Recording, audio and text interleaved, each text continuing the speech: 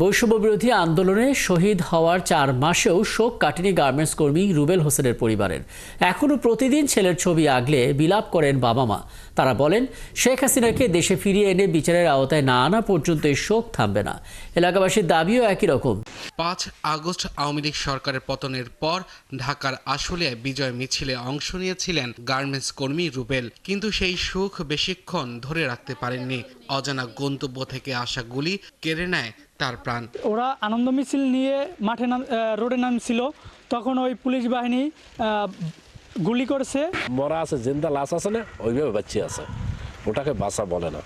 তো সর্বোপরি আমরা এটা বিচার চাই। ঝালকাঠিতে ছেলের ছবি বুকে আগলে এখন সময় পার করেন রুবেলের মা।